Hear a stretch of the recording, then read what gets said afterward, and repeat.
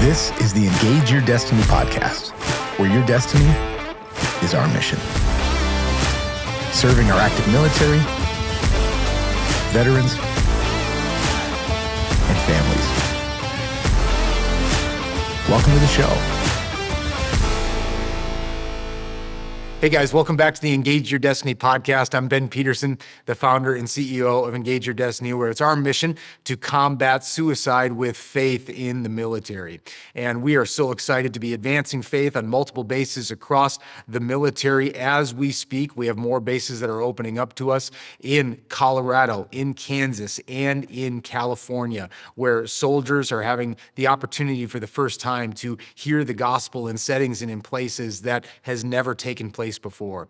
And so I want to invite you to partner with us, to support us, to go to engageyourdestiny.org and to make a donation towards this cause. $44 supports a soldier in him developing his faith, feeding him, giving him opportunities for him to grow in his faith and go to retreats with our ministry. And so I also want to inform you that Engage Your Destiny's administrative costs are completely covered by our major donors. And so your gift that you make today, 100% of the funds goes directly into supporting our soldiers, the defenders of our freedom. So go to engageyourdestiny.org and support this ministry, and it will be going towards advancing the kingdom.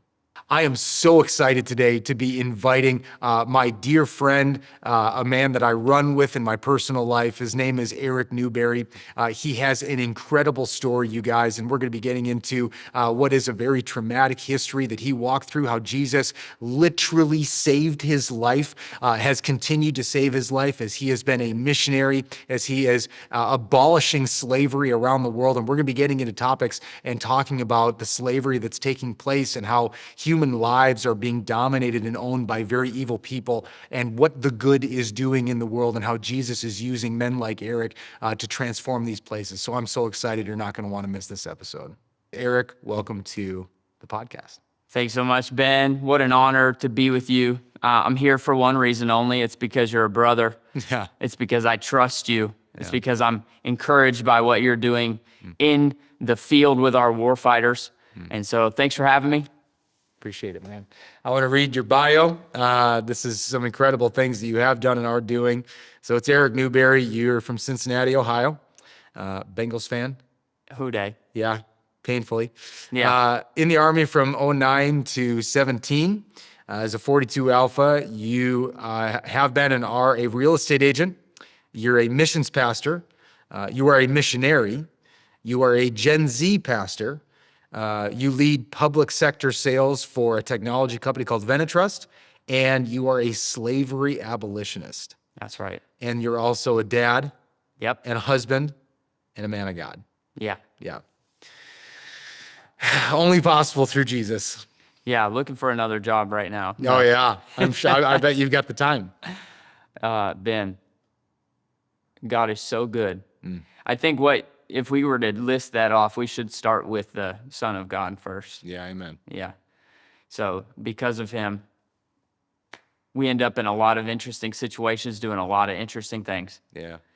So I want to start at the beginning, and really because you are a miracle. Like your life was not headed towards any of the redeeming things you're doing.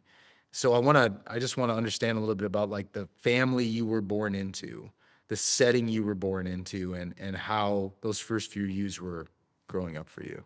yeah, thanks. Yeah, you're right. I shouldn't be here. I should have been dead a long time ago. And I certainly shouldn't be doing the things I'm doing now. But God. When I go back in my storyline, what I know is there was a sexual revolution in the 60s and the 70s that our parents lived through. They were born and raised in that revolution. Yeah. And everything got cheap in America, which means humanity lost its value. The body lost its value, right? Things that were meaningful, morality was out the window. And we were raised by parents who grew up with that. They were conditioned through that. So we have to give grace to our parents. Totally. We have to understand where they came from and the things they were being taught that were true. Yeah. The sin around them. Yeah, the sin that was conditioning their mindsets. that told them, preached a gospel that was not true, right? Which was like free sex, free love, pull all the, it was that anti-Vietnam movement. Yeah. There was all of this stuff. It was anti-state, anti-government, do whatever you want, which is, that's the Antichrist motto, right? Do what thou wilt. And so that's how our parents were raised, and that came down into our childhoods. And so in my personal childhood, my mom grew up in a difficult situation and was quickly into drugs and alcohol. So was my dad. And my mom, when I was 2 years old, she came to pick us up one night, and I was at my dad's house, and they were already separated. She pulls up in the driveway to pick us up, and I'm 2 at the time, and my brother's 1. And when she gets there, my dad smells alcohol on her breath, and he says, "You're not taking these kids." Yeah. And she left out of that driveway, and they went right into a tree, and she died on the road. And so that's kind of the beginning of the story. I never heard her voice. I don't have any video of her. I don't really know what she sounds like or how she... No memory. No memories. And, the way God designed family is really important. Yeah. Like, he really thought it out. That unconditional love from a mother you're supposed to grow up with that. Yeah. You're supposed to grow up with the nurturing of a mother. And, that situation breaks my dad's heart, and he runs to the thing he knows. And he grew up with a difficult situation too. What does he run to? He runs to drugs and alcohol, like mainly drugs. Yeah. And you know what? They work. They work for a season. They do give you a temporal relief from the pain in your heart, but they always take more than you're willing to give. Yeah. And so that's kind of the storyline. And I don't want to dishonor his journey or his path, but what was his path leading into that? His dad left early. Yeah. And so there's a wound there. And I don't have every detail, but his dad left early, and he had my grandma was a great woman. Yeah. So she did the best she could for them, but dad was out of the picture, and the culture won. So as a teenager, he's coming up in that sexual revolution. And so kind of drugs and alcohol were it wasn't the rebellious thing to do. It was the normal thing to do. Yeah. And so you had a whole culture of a whole generation. Gen X was raised up in this. So they were raised up to think that this is this is normalcy. And they raised the kids that way too. Yeah. So I was kind of trained that way. I was 8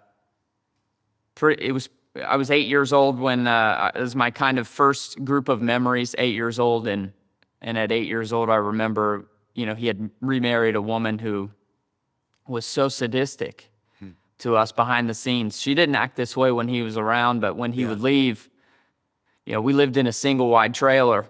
So you legitimately grew up in a trailer. 100% lived You're in a trailer. White trash trailer kid. Yeah, 100%. Appalachian kid through and through.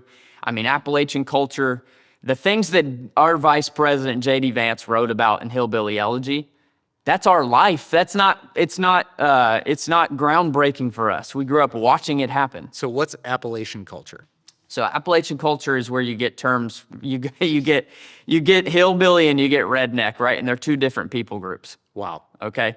But hillbillies lived up in the hills of Appalachia, and they could live off the land. They were resilient. They could figure it out. So there's some of that.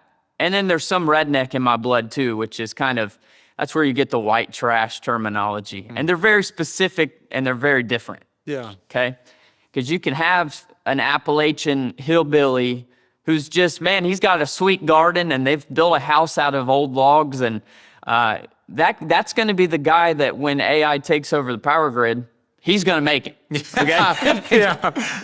It's not the guy who's got a bunker and has spent $1 billion on his island. No. That guy's going to be just fine in West Virginia. Okay?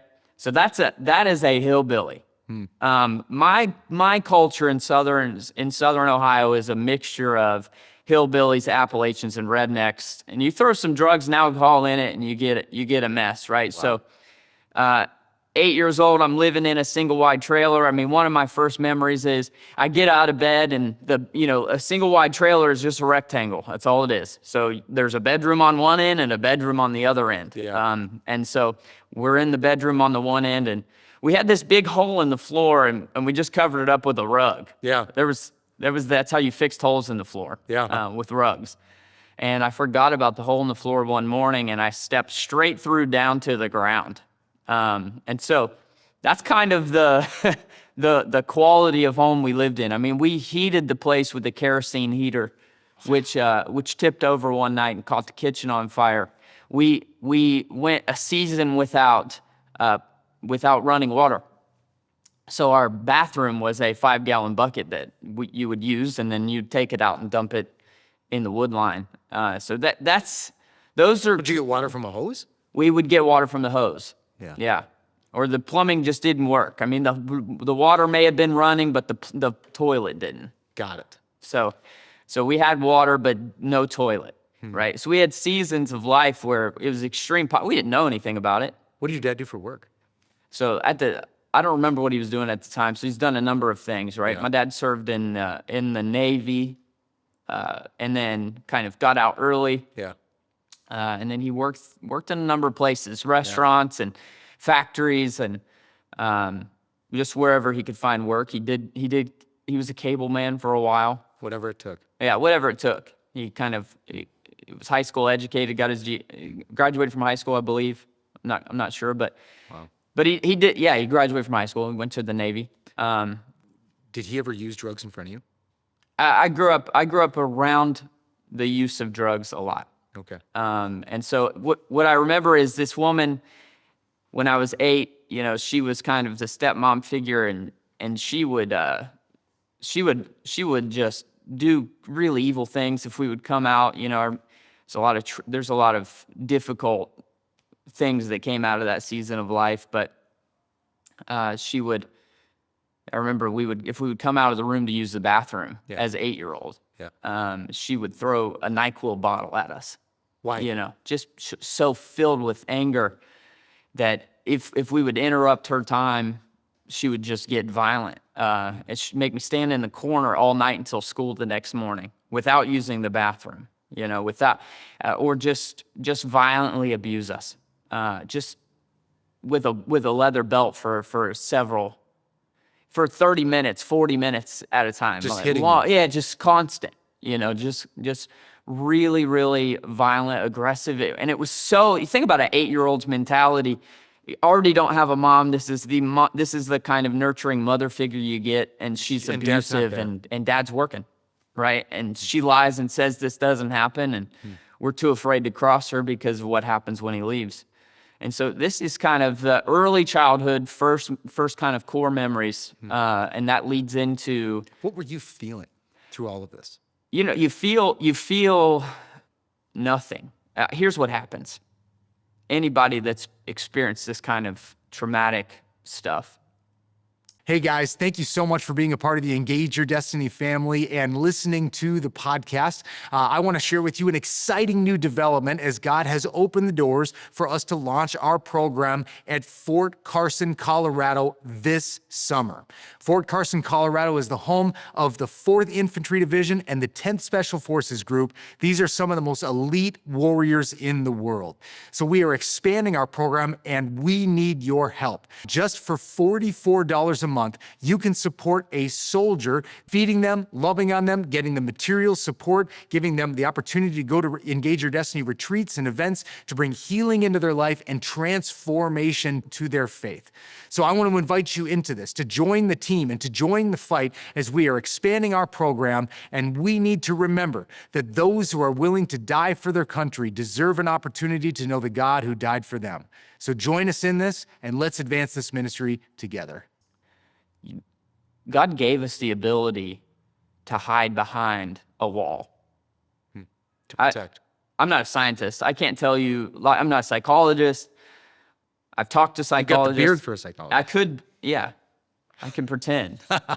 But But there is something that he gave us the ability to do to shelter ourselves in our own hearts. And you can just put up a wall.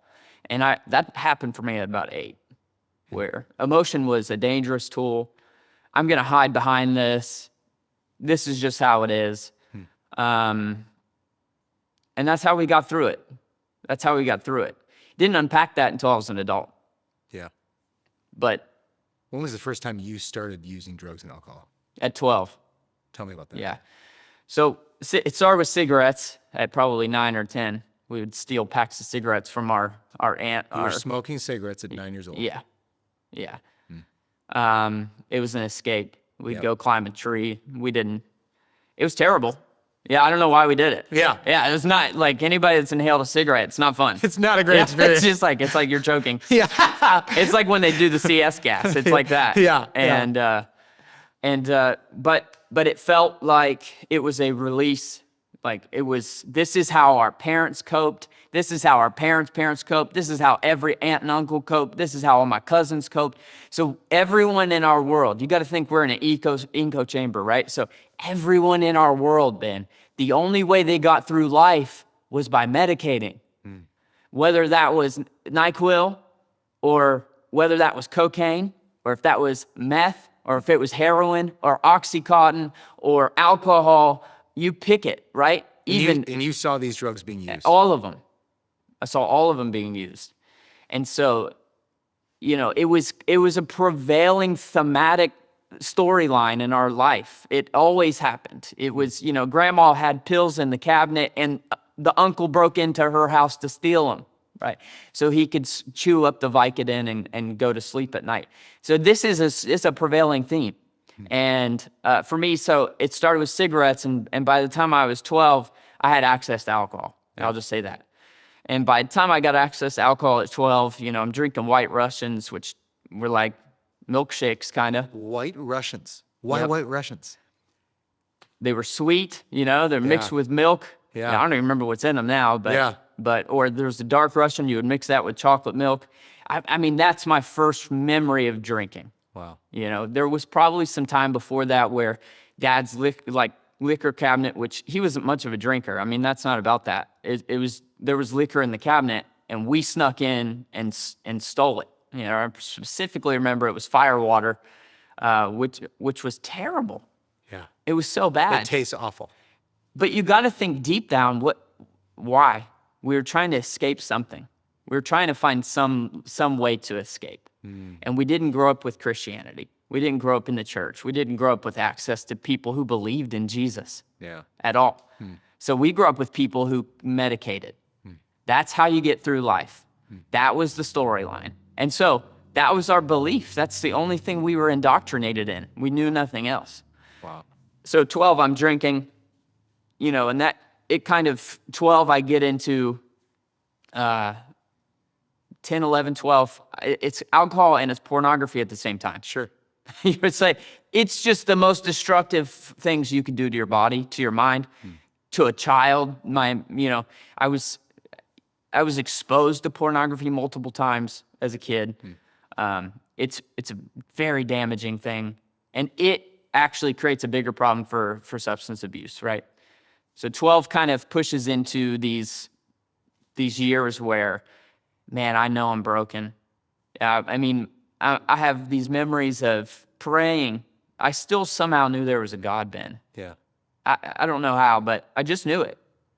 And I have these memories of me praying on Mother's Day, where I would get on my knees on the ground and I would just say, why did you do this to me? Why did you take my mom from me? Why do I have to grow up without that kind of love? Dad's working, I'm by myself. And that's a scary place to be as a 12-year-old. And so you just get tough. You just get tough. You get tough. You have to get tough. What did tough look like for you? Tough for me looked like out of insecurity, taking control of the things that I thought I could control, right? I can control how well I fight. I can control who gets to pick on me. I can control who I pick on. I can control certain factors, which girls I go after. You start to you start to idealize a version of yourself, and you try to create in your mind, right? In my heart, Ben, I'm a terrified 12-year-old. Yeah.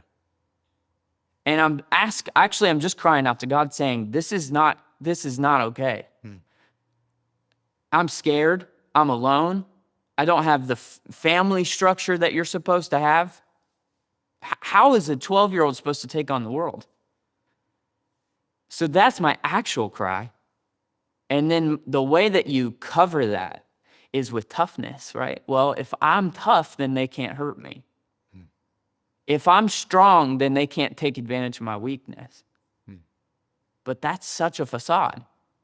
So, that's what I tried for many years. You know, maybe if I chase girls, then I'll find the love I needed from my mother. When was the first experience with a girl where you felt did you ever feel It was at 12. At 12. Yeah, it was at 12 as well. So wow. yeah, a lot of stuff happened at 12. Yeah, the neighbor girl, we had moved from Southern Ohio to Knoxville, Tennessee, kind of fleeing what Ohio held. Wow. But you can't run from addiction. It goes with you because it lives in your heart. So why did your dad, what led your dad to the point of we need to get out of here and go to a new place? Was there an event? Was you running from, or was it just a decision? In my heart, I believe he thought that would be a way out of the bad influences, the bad connections. You know, I grew up with guys that we thought were our uncle, but they were the drug dealer. They were drug dealers. Yeah. So I think in his heart, he believed this will be a clean start. Yeah. Everybody's chasing freedom. Everybody's chasing freedom. Now, the devil sells us things that he says are freedom, but they're not free. Not at all. So, but everybody's they're pursuing freedom. They're pursuing a release from the pain in their heart. They're pursuing the same thing, but they get caught in the thistle, right? Yeah. They get caught in these landmines, these booby traps that are set out from our enemy, right? So I don't look at this and go, my dad did something terrible. I don't say that. Yeah. I go, my dad got caught in the same traps that I got caught in because he wasn't taught the things of Christ, right? He wasn't trained up in the way he should go. Yeah. And so I don't blame him. He was running to get free. We had to come along with him. And in Knoxville, that's where, the storyline changed because I went from Southern Ohio, small farm town, Appalachian culture to I'm now going to an inner city school. I'm living in, project housing that's government housing. I'm living in a place where I'm now the odd guy out, let's say that. And that's where I had to learn how to get tough because these kids were coming. They were picking on us. Like my brother was getting jumped after school and we had to learn how to fight. And we're running around in the streets until 11 p.m. at night on our bikes. We're 5 miles, 6 miles from the house. We were living in the streets. Yeah. So it was a whole new world for me. It was a whole new world. And I had the same problems. And then I meet this, neighbor girl. And to me, I thought, this is love. This is it right here. Yeah. A girl likes me. This is how you end up with a family. I'm 12. I have no business dating a girl. Wow. My daughter's 12 now. Right. Yeah. Can't imagine. No, she's not allowed to date. So, but we're running free in this kind of weird part of the world, where we don't have smart watches. We don't have phones. We don't have anything that we can track anybody with. Yeah. And, we're going to friends' houses and we're exposed to pornography at those houses. There's Playboys and penthouses laying everywhere. Yeah. We have free access to that. There's malt liquor on the ground. We can grab a 40-ounce bottle of malt liquor, go walk through the woods and drink it looking at a penthouse at 12 years old. That's how we were discipled, Ben. That's how you were trained. That's how we were trained. Yeah. No protection. Nobody caring for us. Nobody taking us under their wings. We were free range, man. Yeah. And that's not a good thing. So 12, that's where it leads into Tennessee, and we go back to Ohio a few years later. Because he just had to get away from it again. Yeah, it just didn't work. Yeah. Just didn't work. And those years were plagued with, we lived on very little. extreme poverty, which does exist in America, but we lived with very little. And there's lots of memories I have in those years of just trying to find food to eat. My dad did the best he could. He would bring it home. He would bring it home from the restaurant he was working at. Yeah. Did the best he could, but we didn't have enough food to eat. My aunt luckily lived down the street, so I could go get a piece of bread from her, and I had a piece of cheese in the fridge, and we could throw a little mayonnaise on that. And the government churches gave us food, so even Jesus was providing for us then. Yeah. But we had these big blocks of government bologna, covered in this red wax paper, and huge bricks of American processed cheese. And that's kind of how we got by. And do you remember having any kind of an internal monologue or any like thoughts that are going through your mind of who am I? What's my purpose? Yeah. Like, tell me about that. Yeah, I did. Unfortunately, it wasn't focused on purpose. It was focused on an identity confession. And what I would confess at those ages is, if God is real, he certainly doesn't love us. Wow. And it was just this idea and this belief. It was a belief that we are people that God has overlooked. We're people that God has forgotten. He doesn't care. Doesn't care about us. If I really believed this when I was a kid, I believed if God did love me, there's no way my life could be this way. There's no way it could be this painful. There's no way he could prescribe this level of abuse, of neglect, of depravity for a child. I just couldn't understand it. And I couldn't articulate it, but I knew that it was not supposed to be this way. Which in God's plan, it's not that way, right? In the sin of a fallen family, in the sin of fallen people, it can turn out to be that broken. Yeah. To me, I couldn't articulate sin and the sin problem and then the original intent of creation. I didn't know anything about that, right? Today it makes sense to me. Then I just knew this is horrific. And he's the only one I know that has any say. That was it, right? Yeah. So for me, it was just this pain that I'm elevating to the clouds of a God I believe doesn't even care about me. Yeah. That was the prevailing thought. That was my confession over my life, that I am not worthy of his love. I am not worthy of protection.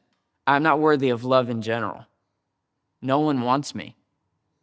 That was what I believed as a child. So then you numb. You numb. What feels good? And what's the point in living? Yeah. So what do I have to lose? What do I have to live for? I'd never seen $1,000. I don't know how someone would even save up that much money. Right. Only the tax return would get you that kind of, right, stability. Yeah. And that's gone after 2 days. You watch money go out the door that fast. A tax return would be a go-kart and a couple of good dinners and gone. Just stuff because there's, in those communities, not only is there all of this sexual depravity, this substance abuse, all of this neglect and this stuff that creates lots of long-term issues for kids. That's the way of life. They don't know better. People don't know better in that culture. They really don't.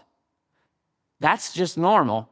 But outside of that, you have all of this financial illiteracy. Like, they literally have never been trained on what it looks like to have a budget or to have a healthy future, or what you need to do to plan for these things, or how to buy, what to buy, and when to buy it, or investing in real estate, investing in anything.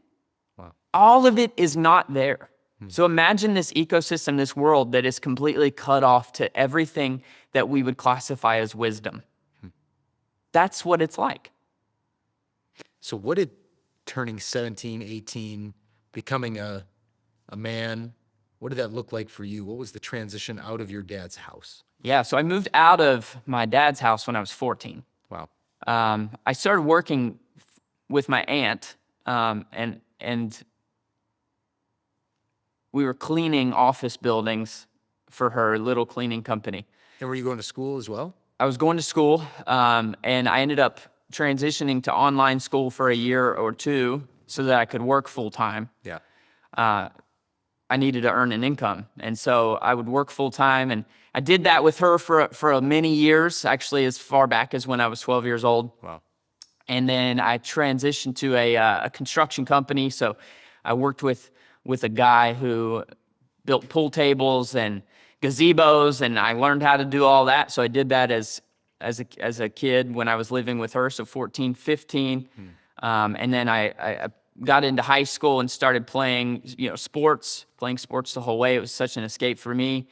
And so playing sports, and I would go to school, I would go to football practice, and then I'd go work at Kroger until about 11 o'clock at night. Yeah. And I remember being so tired in that season of life that there was more than 3 or 4 times where I had a 1990 Dodge Dynasty. It took me 9 months to save up to buy that car for $750, right? Jeez. It took me so long, but I remember driving that Dynasty on my way to work at Kroger after football practice at night. Yeah, I should have been going home to go to get ready for school next day, take a shower, get some dinner, go to sleep. But I'm so tired that I literally run the car into the median and wake up with the wheels in the air. And that happened 3 or 4 times throughout the course of those years. But it was just the pace that was required for my personal situation. To exist. To live. Yeah. And I could have quit football, to be fair. Yeah. But I chose not to. And so I played football and basketball, and 17, 18 comes. I'm laser focused on I'm going to become a millionaire. Yep. I'm gonna succeed. It's that I got the chip on my shoulder, Ben. I'm mad at the world. No one knows how hard it's been to get to where I'm at. No one knows how hard it's been to live my life. No one gets it. I'm gonna prove to everyone that I'm valuable, right? So I'm going to prove to everyone that I'm valuable. that I have value. Bingo. I don't care who you are. You're going to know I'm valuable. You're going to affirm the value that I have. And it came from I'm weak, I'm innocent, I'm broken, I'm 11, I'm 12. I'm confessing to God that I'm worthless. I believe I'm worthless. They treat me like I'm worthless. I had a rat tail down to my waist, which didn't help, right? Doesn't make you a lot of friends. Wow. That was before mullets were cool, before Morgan Wallen brought it back, okay? This was just a rat tail. And so I'm getting picked on. I'm getting bullied. I'm never getting invited. And dude, that's detrimental. Right. And we still do the same thing today in this culture. But I'm never getting invited to the place, to the party, to the birthday party, to where all the memories are made. So all these classmates are having all of these memories. And I'm outside, which is it rings true throughout my whole life. Yeah. I'm on the outside. That turns into what? Resentment, anger. And anger is neutral. Obviously, we know that. It can be used for rage or it can be used for passion. It's up to you. You can make it about payback, which I did, which is on the negative side. Yeah. And so I've so much built up anger and resentment by the time I'm 17, 18 that I'm terrified to fist fight. I still don't like it. I don't want to fight. Yeah. Especially now as a Christian, I don't want to fight. Yeah. But I was really scared then because I knew I could beat up my brother 100 times out of 100, but there's some other kids that got the best of me, and it was terrifying. I didn't want to have to do that. I actually wanted love, not conflict. Right. And so I learned that if you hit people fast, that they think you're tougher than you really are. Wow. And they back down. If I hit first and fast. Yeah, if I hit first and hit fast. And so I practiced that for a while, but I didn't like it.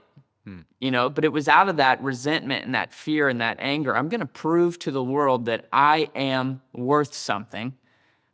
And I started focusing on my grades. I'm going to get good grades. I'm going to be the first person in my family to go to college, right? And I, all the while, I'm dating a girl for many years and think we're going to get married. And I don't know what marriage means. And I've never seen a good marriage. And I've never seen a marriage that stayed together. Right. I've seen many marriages come and go. Yep. And we head off to college, went to Northern Kentucky University, studying entrepreneurship. And 2006, I graduate. 2008, 2009, the economy collapses. You remember that? Oh, for sure.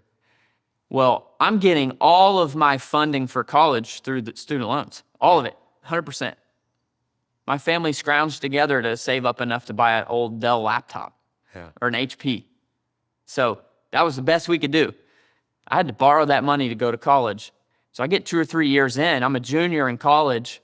And what was college? Are you taking it seriously? Are you studying? Are you partying? It comes easy for me. Yeah. And so I'm doing solid mediocre work. Yeah.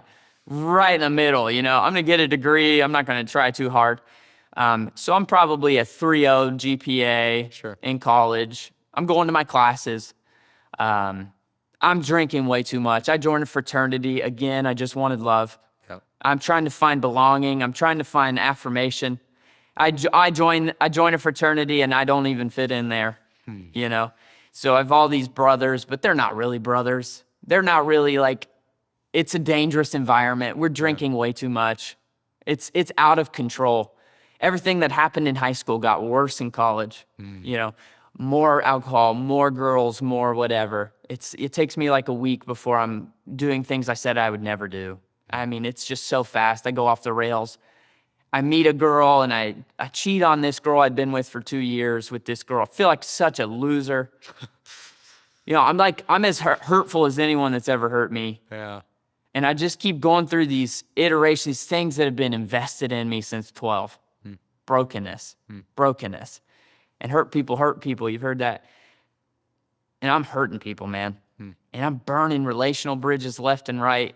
And I'm just trying to find something that in the wrong place that I'll never find. Yeah. And then the economy collapses.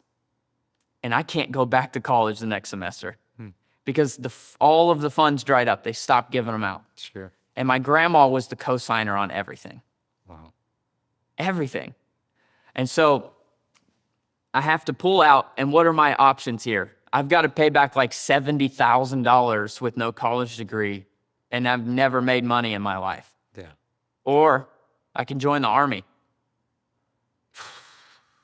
And they promised me that they would pay back my student loans, at least $20,000 of it. And then they offered me, if I pick one of 4 jobs, I took the ASVAB, I scored like a 90. They give me all the options. I can do anything I want. Yeah. Minus a few things for really, really smart people. They give me 4 jobs that have a bonus. Yep. Just 4. $20,000 sign-on bonus. Wow. You remember the days? 2009. And desperate for people. Desperate for people. So I sign up, and they give me food specialist, or combat engineer, or human resource specialist, or the last one, laundry specialist. Oh my gosh. These are the worst jobs. Yeah. So I thought the only one that has any utility outside of the Army is probably working in the S1 shop, right? HR, yeah. I'm going to go do HR. You don't really do HR in the S1 shop. No. You process like 1 award over an 8-year career, right? But my thought was, I'm going to go do HR, and then I can get some sort of corporate job, right? Maybe if I can make it to Procter & Gamble or Cintas or something that's Cincinnati-based, I'll feel like I made it. Yeah. And then I can tell people, I'm Eric Newberry, and I work at Procter & Gamble. And then they'll hear, because Eric Newberry has no value. Right. They're going to hear Procter & Gamble and say, oh, he must have value. Right. This is the way I'm thinking. I couldn't tell you that's my heart posture, but that's the way I'm thinking even as a young adult. So I joined the Army when I'm 21 years old. I go to Fort Sill, Oklahoma for training. I'm pretty sure they messed up the paperwork. I think I was supposed to go somewhere else. Yeah, you're probably supposed to go to Fort Jackson. I think I was supposed to go to Fort Jackson, but they wanted to get me out quick, so they sent me to Fort Sill with all of the field artillery guys. Yes. So I got a better experience, I think. That was back when they still had cattle cars, and they had like one by one window on each side. Yeah. And it's Fort Sill, Oklahoma, so I went dead of summer. Yeah. Shipped during May. So I'm there for May, June, July. Yep. And it's awful. 112 degrees and everything's red and everything's covered in dirt. And we're full battle rattle, and they lock 60 guys, front to back. I'll say that for the families, front to back, Yeah. in a semi-trailer. And then we just start, it's like popcorn, man. It's just jiffy pop. That guy goes down, heat exhaustion, heat injury. And I feel a heat injury coming on, and I'll never forget it, man. I know I'm about to fall. I'm about to pass out for real. Yeah. And I just start, the fighter came back out of me. The things they were trying to break off, I pull my Kevlar off. I throw it out the door, which is a bold move. Throw it out the door. I take my vest off. I throw it out the door, and I As the car's moving. no, it's before we take off.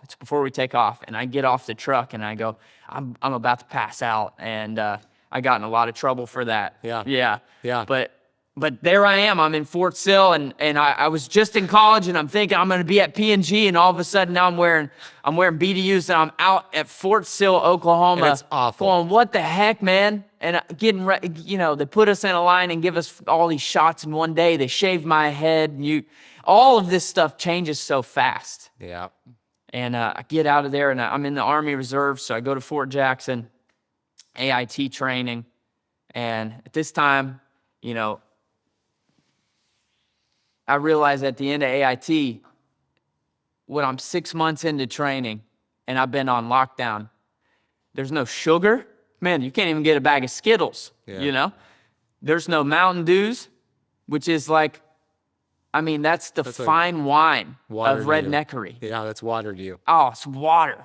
We grew up with Mountain Dew, man. Yeah. Brominated vegetable oil. We're just chugging it, And there's no girls, and there's no alcohol. Especially in 13 Bravo world. There's nothing there but 60 dudes who are sick at the same time, and we're fighting each other every other night. Yeah. Right? But becoming brothers. Yeah. And I get to the end of AIT, and I think, man, discipline really did it for me. This changed me. Changed me. Yeah. This is what I needed. Yeah. I needed some discipline. Hey guys, thank you so much for being a part of the Engage Your Destiny family and listening to the podcast. I want to share with you an exciting new development as God has opened the doors for us to launch our program at Fort Carson, Colorado this summer. Fort Carson, Colorado is the home of the 4th Infantry Division and the 10th Special Forces Group. These are some of the most elite warriors in the world. So we are expanding our program, and we need your help. Just for $44 a month, you can support a soldier, feeding them, loving on them, getting the material support, giving them the opportunity to go to Engage Your Destiny retreats and events to bring healing into their life and transformation to their faith. So I want to invite you into this, to join the team and to join the fight as we are expanding our program. And we need to remember that those who are willing to die for their country deserve an opportunity to know the God who died for them. So join us in this, and let's advance this ministry together. Yeah. This is what I needed. Yeah. I needed some discipline. I just needed someone to encourage me and discipline me is all I needed. Yeah. And I got to the end of AIT, and they gave us one off-post overnight. Oh boy. One OPO. So you're in formation, you get dismissed. Take me through the next steps. I get right with my guys who were, at this time, I've learned how to carry myself in a way where I collected the right guys around me, and we had a lot of fun. But we game planned. We got one night. Let's do it big. And we went out. So just the switch flips immediately. Yeah. One dose of freedom, one opportunity to sin and fall short. And I had no language for sin, but one opportunity to leave that base and do what we've always done. Yeah. And immediately. Now we're supposed to have multiple off-post overnights. It canceled. We got one. So you go off post. It was the night before graduation. We're leaving the next day. So we go off post overnight to Columbia, South Carolina, Fort Jackson, right? We go to the bar. I don't remember the bar. I don't even remember what we did. I just know I did a bunch of bad things that night. Like I had never left that life. Like you don't remember the first drink? I don't remember the first or the last drink. Wow. It Blackout drunk. It was a lot of first drinks immediately. Yeah. And the whole thing's the whole thing's a black. I just remember waking up the next day feeling shame again. Were you back in the barracks? Back in the barracks. So you made it back. Yeah, made it back the next day. We had overnight, so we stayed in a hotel. Ah. So we had overnight. So I ended up back the next day, kind of a prep day, and then I think the following day was graduation. I think that's how it was set up. So the families come in and Did your dad come? No. Okay. No. I don't believe so. I think he came to my basic training graduation. Okay. Yeah. But this was AIT in Fort Jackson. I don't think he came to this one. Yep. But the girl I had been dating did, and so feeling a lot of shame. Yeah. Feeling a lot of regret. Feeling like this was 6 months all for nothing.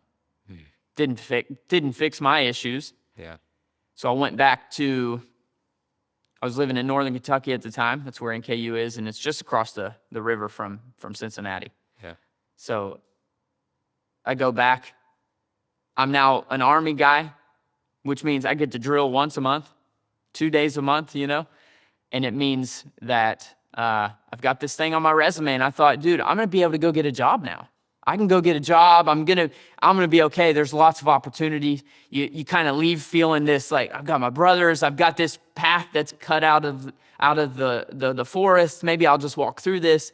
I've got an HR certificate of some sort, which means I can process paperwork in the Army. Big deal. I get back, can't find a job. The economy's still tanked. Yeah. Can't find a job. So I'm unemployed for months and months and months and months until I find a third shift job working at like an Amazon package sorting facility. And I'm like, this is not what I wanted my life to be like. No value. No value. So then all these lies flood in. This is exactly what your life's going to be like. This is exactly what your family is like. This is exactly what was cut out for you. You can't do anything to curb destiny. This is who you are. This is who you are. You're a factory worker who works third shift, makes minimum wage. That's who you are. And you drink on the weekends, right? So for me, I'm drinking every night. Yeah. Playing Call of Duty every night. Yeah. Right? Numbing. Escaping, numbing, addicted to pornography. All these things. Crushing my soul. Every night it actually erodes. And I drink a little more the next night, a little more the next night. And then what it leads to is, and I can remember when it started, it leads to where you're numbing to not feel the pain, and then you enter into a numbness. You don't have to numb anymore. You just are. And I remember feeling that way for 2 years. Over 2 years. 2 years. 2 years, I didn't feel joy. 2 years, I didn't feel sadness. Could have watched someone die and it would not have made me sad, and I could have won the lottery and it would not have made me feel joy. I was completely dead inside. Any thought of God? No thought of God at all. Wow, guys, what an incredible treat to have Eric Newberry on the Engage Your Destiny podcast. I personally was brought to tears hearing his story of coming to Jesus and his radical transformation of being a miracle, a walking miracle, only by the grace of God.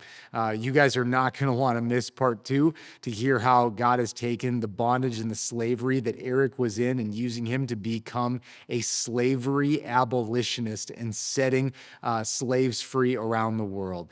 So guys, please like, subscribe, share this podcast so that we can expand and we can share the work that is happening with veterans in the Engage Your Destiny community and how God is changing the world through our military. We love you guys, and we'll see you again soon.